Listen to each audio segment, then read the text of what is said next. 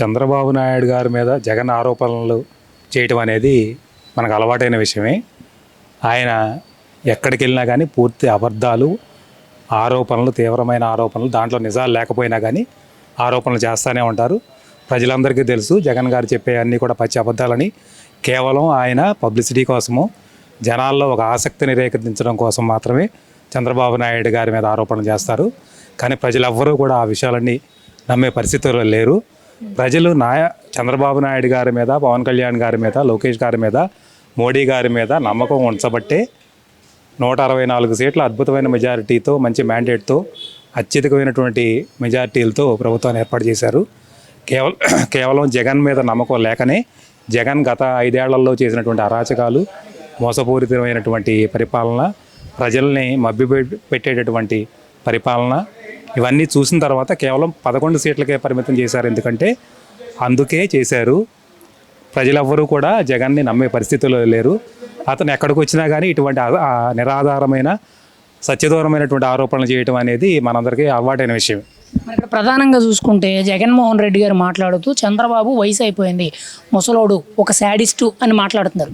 ఇది ఎంతవరకు కరెక్ట్? ప్రస్తుతం అధికారంలో ఉన్న ముఖ్యమంత్రి చంద్రబాబు నాయుడు గారి మీద ఒక మాజీ ముఖ్యమంత్రి ఇంత దారుణంగా మాట్లాడడం అనేది ఎలా చూస్తారు మీరైతే? చంద్రబాబు నాయుడు గారితో పాటు ఒకరోజు ఆయన కూడా ఉండి చంద్రబాబు నాయుడు గారు పనిచేసినట్లు ఆయన్ని కూడా పనిచేయమని చూద్దాము. చంద్రబాబు నాయుడు గారు తిరుమల కొండ మీద మెట్లెక్కినట్లు ఈయన ఎక్కమనండి చూద్దాం. చంద్రబాబు నాయుడు గారు పూజా కార్యక్రమాల్లో కొబ్బరికాయ కొట్టినట్లు ఈయన ఒంగుని, అసలు ఇవన్నీ కాదండి, ఒంగుని కొబ్బరికాయ కొట్టమనండి చాలు. లేదంటే ఒక చిన్న పీట లేకుండా కారు కూడా ఎక్కలేని పరిస్థితుల్లో జగన్మోహన్ రెడ్డి ఉంటాడు. ఎవరు యువకుడో, ఎవరు వృద్ధుడో ప్రజలందరికీ తెలుసు. చంద్రబాబు నాయుడు గారి వయసు 75 సంవత్సరాలు అయి ఉండొచ్చు. కానీ ఆయన 25-30 సంవత్సరాల యువకుడిలాగా ప్రతిరోజు కూడా దాదాపు 20 గంటలు పనిచేస్తున్నారు.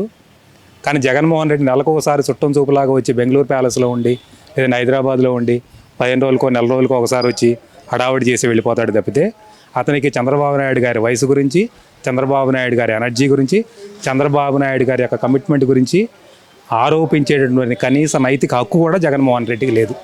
ఇక్కడ ప్రధానంగా చూసుకుంటే జగన్మోహన్ రెడ్డి గారు మాట్లాడుతూ ఈరోజు పోలీస్ వ్యవస్థ నాశనం అయిపోయింది, నేను అధికారంలో ఉండేటప్పుడు ఫ్రెండ్లీ పోలీస్ వ్యవస్థను తీసుకొచ్చాను, కానీ ఈరోజు పోలీసులు దుర్మార్గుల్లా వ్యవహరిస్తున్నారు, విచక్షణారహితంగా దొంగ కేసులు పెడుతూ ప్రభుత్వానికి వెనకాల ఉండి నడిపిస్తున్నారు అని చెప్పి మాట్లాడుతున్నారు జగన్ గారు. దీనికి మీరేమంటారు? మరి పోలీసు వ్యవస్థ ఇప్పుడు అత్యద్భుతంగా పనిచేస్తుంది. ఎవ్వరు కూడా పోలీసు వ్యవస్థ మీద రాజకీయ నాయకుల ఒత్తిడి ఏమాత్రం లేదు.